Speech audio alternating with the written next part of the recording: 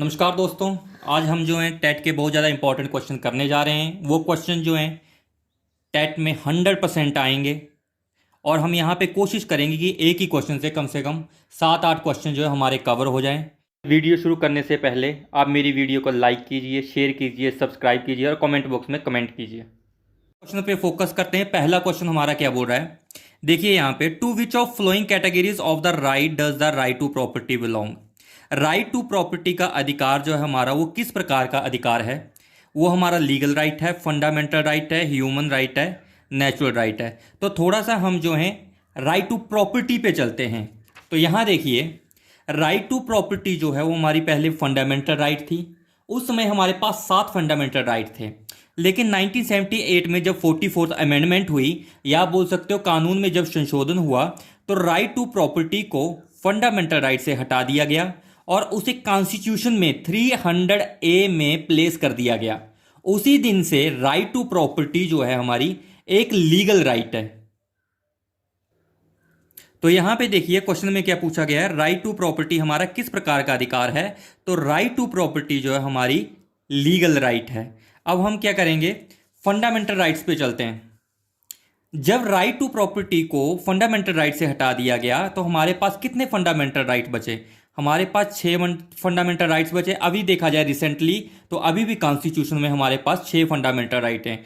अब देखो कमीशन में या टेट में किस ढंग से क्वेश्चन पूछा जाएगा, पूछा जा सकता है कि फंडामेंटल राइट को हमने कहाँ से बोरो किया है। तो आपने आंसर देना है कि फंडामेंटल राइट को हमने यूएसए से, अमेरिका से बोरो किया गया है। और साथ ही साथ आप जो है यूएसए की कैपिटल को भी याद रखें। यूएसए की कैपिटल जो है वो है डीसी वाशिंगटन। अब यहां पे देखिए सेकंड क्वेश्चन क्या बनेगा। एक तो ये बात होगी हमारे पास 6 फंडामेंटल राइट हैं, ठीक है। ये जो हमारे पास फंडामेंटल राइट हैं, इसको कॉन्स्टिट्यूशन में पार्ट 3 में एक्सप्लेन किया गया है। 12 से लेकर 35 के बीच में एक्सप्लेन किया गया है। और ये जो हमारा पार्ट 3 है, इसको भारत का अधिकार पत्र या मैगन कार्टा भी कहा जाता है।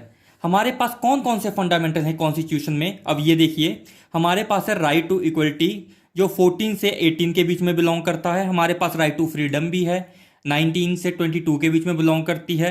राइट टू एक्सप्लॉइटेशन, ठीक है, शोषण के विरुद्ध अधिकार, 23 से 24 के बीच में बिलोंग करता है। Right to freedom of religion, आप कोई भी धर्म अपना सकते हो, 25 से 28 के बीच में बिलोंग करता है ये चीज। कल्चरल एंड एजुकेशनल राइट्स, 29 से 30। And right to constitutional remedies, ठीक है। अब यहां पे ध्यान दीजिएगा, ये जो राइट टू कॉन्स्टिट्यूशनल रेमेडीज है, ये हमारा सबसे इंपॉर्टेंट फंडामेंटल राइट है। क्यों? अगर आपके ऊपर ये जो हमारे फंडामेंटल राइट दे रखे हैं, अगर इनका मिसयूज हो रहा है, तो आप सीधे जो हैं आर्टिकल 32 के जरिए आप सुप्रीम कोर्ट में जा सकते हैं। अगर आप हाई कोर्ट में जाना चाहते हो, तो 226 के जरिए आप हाई कोर्ट में भी जा सकते हो। अब यहां पे देखिए, राइट टू कॉन्स्टिट्यूशनल रेमेडीज को ध्यान में रखना, ये पक्का आता है एग्जाम में। राइट टू कॉन्स्टिट्यूशनल रेमेडीज को डॉक्टर भीमराव अंबेडकर ने हार्ट एंड सोल भी कहा है। क्यों हार्ट एंड सोल कहा है? क्योंकि आप ये जो आपका जो फंडामेंटल राइट है, ये ऊपर दिए गए जितने भी फंडामेंटल राइट हैं उनको सुरक्षा प्रदान करता है। तो यहां पे देखिए नेक्स्ट क्वेश्चन वही पूछा गया है जिसके बारे में हम पहले डिस्कस कर रहे थे कि निम्नलिखित में से किसे डॉक्टर भीमराव अंबेडकर ने संविधान का, हम सेकंड क्वेश्चन के बारे में डिस्कस करेंगे जिसे हम पहले भी डिस्कस कर चुके हैं, ठीक है। तो सेकंड क्वेश्चन क्या है, यहां पे देखिए कि निम्नलिखित में से किसे डॉक्टर भीमराव अंबेडकर ने संविधान का हृदय वो आत्मा कहा है? तो किसे कहा है? राइट टू कॉन्स्टिट्यूशनल रेमेडीज को कहा है, ठीक है। अब हम नेक्स्ट क्वेश्चन पे चलते हैं। यहां पे देखिए, the impeachment of the Indian president is a judicial procedure, quasi judicial procedure, legal procedure and quasi legal procedure. तो इसे हम थोड़ा सा डिटेल में पढ़ेंगे ताकि हमें पता लग जाए। तो यहां देखिए दोस्तों, इम्पीचमेंट का क्या मतलब है? इम्पीचमेंट का एक सिंपल सा मतलब है राष्ट्रपति को उनके पद से हटाना, ठीक है। आर्टिकल 61 में कॉन्स्टिट्यूशन में इसका भी प्रावधान दे रखा है कि कैसे राष्ट्रपति को हटाना है। तो यहां से ये क्वेश्चन भी आ सकता है कि किस आर्टिकल में इम्पीचमेंट की बात की गई है। तो आर्टिकल 61 को याद रखें, ठीक है। अगर आप राष्ट्रपति के ऊपर इम्पीचमेंट चलाना चाहते हैं तो उन्हें कम से कम 14 दिन पहले सूचना देनी पड़ेगी, ठीक है। इम्पीचमेंट को किसी भी सदन में चलाया जा सकता है, चाहे आपकी लोकसभा है, राज्यसभा है। ये भी क्वेश्चन आता है एग्जाम में, टेट में जरूर आएगा कि इम्पीचमेंट किस सदन में चलाई जा सकती है राष्ट्रपति के खिलाफ। तो किसी भी सदन में, याद रखना है यहां पे, किसी भी सदन में चलाई जा सकती है। जो भी सदन इम्पीचमेंट लेके आएगा, चाहे लोकसभा है, राज्यसभा है, उस सदन के कुल सदस्य संख्या के कम से कम 1/4 मेंबर्स के सिग्नेचर होने चाहिए, और सदन की जो कुल सदस्य संख्या है उसके कम से कम 2/3 बहुमतों द्वारा उसे पारित किया जाना चाहिए। अगर वही संकल्प दूसरा सदन भी पारित कर देता है तो राष्ट्रपति को अपने पद से हटना पड़ता है। ये बात ध्यान में रखें। अब यहां पे देखिए आर्टिकल 56 एंड 62 क्या बोलता है। आर्टिकल 56 एंड 62 बोलता है कि राष्ट्रपति को इम्पीचमेंट के अलावा किसी और ढंग से हटाया नहीं जा सकता है। इनको कोई और तरीका है नहीं हटाने का। यही कारण है, तभी यही कारण है कि ये जो हमारा इम्पीचमेंट है ये एक क्वेसी जुडिशियल प्रोसीजर है, या आप बोल सकते हो कि ये एक अर्ध न्यायिक प्रक्रिया है। अब लग गया आपको पता कि ये एक अर्ध न्यायिक प्रक्रिया है। क्यों है ये अर्ध न्यायिक प्रक्रिया? क्योंकि इम्पीचमेंट के अलावा किसी और ढंग से नहीं हटाया जा सकता है। तो गाइस यही हमारे पास क्वेश्चन था कि इम्पीचमेंट जो है ऑफ द इंडियन प्रेसिडेंट वो एक क्वेसी जुडिशियल प्रोसीजर है, अर्ध न्यायिक प्रक्रिया। ठीक है गाइस, हम नेक्स्ट क्वेश्चन पे चलते हैं, फोर्थ पे। फोर्थ क्वेश्चन बोल रहा है कि what is the minimum permissible age for the employment in any factory और माइन। गाइज अगर आप किसी भी कंपनी में काम करना चाहते हो, या कोई भी भारत का कोई भी व्यक्ति अगर किसी भी कंपनी में काम करना चाहता है, तो आर्टिकल 24 जो है वो ये बताता है कि उस व्यक्ति की एज जो है कम से कम 14 साल होनी चाहिए। तो इसका आपका आंसर आएगा 14 ईयर्स। तो ये आप ध्यान में रखें बिल्कुल। तो स्टूडेंट्स अब नेक्स्ट क्वेश्चन देखते हैं। नेक्स्ट क्वेश्चन क्या है हमारे पास, who is the first citizen of India. भारत का प्रथम नागरिक कौन है। तो आपको पता है कि भारत का प्रथम नागरिक कौन होता है। भारत का प्रथम नागरिक या फर्स्ट सिटीजन ऑफ इंडिया जो है प्रेसिडेंट होते हैं, ठीक है, राष्ट्रपति होते हैं। और अभी हमारे राष्ट्रपति कौन है, उनका नाम है श्री रामनाथ कोविंद जी। और वो कितनेवें राष्ट्रपति हैं, 14वें राष्ट्रपति हैं वो हमारे, ठीक है। अब जैसे देखिए ऑप्शन में पूछ रखा है कि लोकसभा का स्पीकर कौन है। तो यहां पे देखिए लोकसभा का अगर करंट स्पीकर पूछा जाएगा तो अभी करंट स्पीकर हैं ओम बिरला जी, ठीक है। आपसे यह भी पूछा जा सकता है कि लोकसभा का पहला स्पीकर कौन था। तो लोकसभा का पहला स्पीकर जो था उनका नाम था जी.वी. मावलंकर। फिर से याद रखें, बार बार ये क्वेश्चन पूछा जाता है टेट में कि लोकसभा के पहले स्पीकर का क्या नाम था, G.V.. Mavalankar.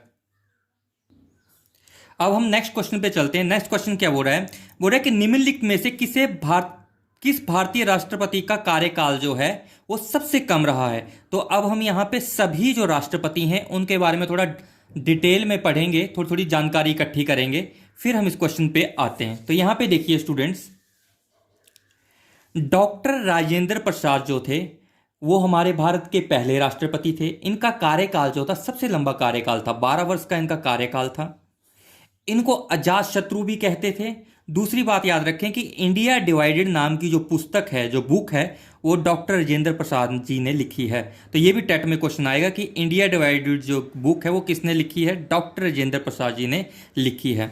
Doctor S Radhakrishnan जो हैं इनका 5 वर्ष का कार्यकाल रहा है।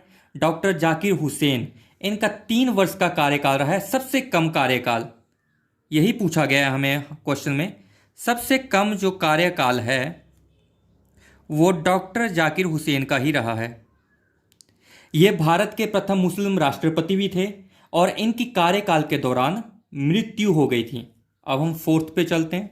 डॉक्टर नीलम संजीवा रेड्डी, इनका कार्यकाल भी 5 वर्ष का रहा है और एकमात्र ऐसे राष्ट्रपति थे जिनका किसी ने विरोध नहीं किया था, ये निर्विरोध चुने गए थे। तो यहाँ पे एक और क्वेश्चन जो है वो आएगा आपको कि ऐसे कौन से राष्ट्रपति थे जिनको निर्विरोध चुना गया था। तो उनका नाम था डॉक्टर नीलम संजीवा रेड्डी। तो हमारे पास कम से कम 4-5 क्वेश्चन हो गए हैं, यहाँ पे 6-7 क्वेश्चन कवर हो रहे हैं। फिर से देख लीजिए, डॉक्टर राजेंद्र प्रसाद जी को अजात शत्रु भी कहते थे। इन्होंने किताब लिखी है कौन सी, India divided. Doctor S Radhakrishnan का 5 वर्ष का रहा है कार्यकाल। ये डॉक्टर जाकिर हुसैन का सबसे कम रहा है। प्रथम मुस्लिम राष्ट्रपति को भी याद रखें, कार्यकाल के दौरान मृत्यु को भी इनकी याद रखें। और डॉक्टर नीलम संजीव रेड्डी के बारे में सिर्फ एक बात याद रखें कि एकमात्र जो हैं निर्विरोध राष्ट्रपति चुने गए थे, इनका कभी विरोध नहीं हुआ था, ठीक है। तो यहाँ पे देखो क्वेश्चन में क्या पूछा गया है, निम्नलिखित में से किस भारत राष्ट्रपति का कार्यकाल सबसे कम रहा? तो डॉक्टर जाकिर हुसैन। अब हम नेक्स्ट क्वेश्चन पे चलते हैं स्टूडेंट्स। देखिए, what is the minimum age for the election to the office of the president? अगर आप राष्ट्रपति के इलेक्शन में खड़ा होना चाहते हैं तो आपकी मिनिमम आयु कितनी चाहिए? तो इस क्वेश्चन को करने से पहले हम थोड़ा सा प्रेसिडेंट के बारे में पढ़ लेते हैं ताकि नेक्स्ट आने वाले क्वेश्चन आपको ईजी लगे। अब यहां पे देखिए प्रेसिडेंट के बारे में पढ़ते हैं। देखिए, कॉन्स्टिट्यूशन में आर्टिकल 52 में प्रेसिडेंट के पद के बारे में बात की गई है। ठीक है, प्रेसिडेंट बनने के लिए क्या क्या क्वालिटीज, आप या बोल सकते हो क्या क्वालिफिकेशन होनी चाहिए। तो 58 आर्टिकल क्या बोलता है? You must be A Indian citizen. आप एक भारतीय होने चाहिए, भारत के नागरिक होने चाहिए। आपकी एज मिनिमम 35 ईयर्स होनी चाहिए और मैक्सिमम जितनी मर्जी हो। फिर से ध्यान रख लें, ये क्वेश्चन पूछा जाएगा।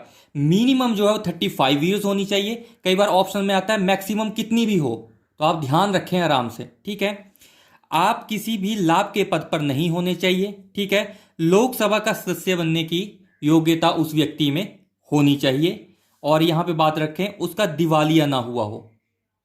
तो ये क्वालिफिकेशन जो है राष्ट्रपति के इलेक्शन में खड़े होने के लिए होनी चाहिए। अब यहां पे देखिए, अगर प्रेसिडेंट के इलेक्शन से संबंधित किसी भी प्रकार की कोई समस्या उत्पन्न हो जाती है, कोई डिस्प्यूट्स जो होते हैं वो उत्पन्न हो जाते हैं, या मान लो कि कोई शंका पैदा हो गई, तो आपको सुप्रीम कोर्ट के जो है पास जाना पड़ता है और सुप्रीम कोर्ट जो डिसीजन लेता है वो फाइनल होता है। मतलब इससे संबंधित कोई भी प्रॉब्लम आएगी तो वो सुप्रीम कोर्ट देखेगा। बात खत्म हो गई यहां पे। नेक्स्ट देखिए, प्रेसिडेंट को इलेक्ट कैसे किया जाता है, इसके बारे में पढ़ते हैं।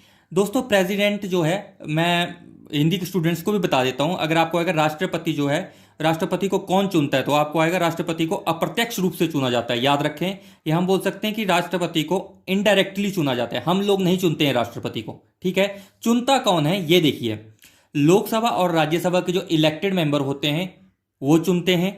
राज्यों की जो विधानसभाओं के इलेक्टेड मेंबर होते हैं वो चुनते हैं। और ये जो आपकी केंद्र शासित प्रदेश होते हैं यूटी, वो भी कौन सी, दिल्ली और पुडुचेरी के जो इलेक्टेड मेंबर होते हैं विधानसभा के, वो इनको राष्ट्रपति को चुनते हैं। तो ये राष्ट्रपति के बारे में थोड़ी सी डिटेल हो गई। अब आने वाले क्वेश्चन देखो आपको कैसे इजी लगेंगे।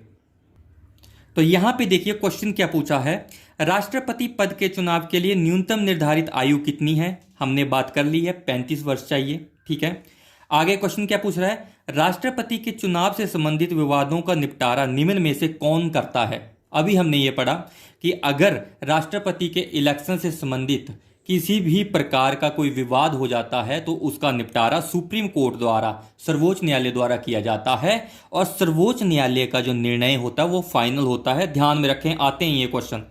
ठीक है, तो सुप्रीम कोर्ट जो है उसका निपटारा करता है आर्टिकल 71 के अनुसार। यहां पे ये भी याद रखें, आर्टिकल 71 के अनुसार। बाकी क्वेश्चन हम नेक्स्ट वीडियो में अपलोड करेंगे।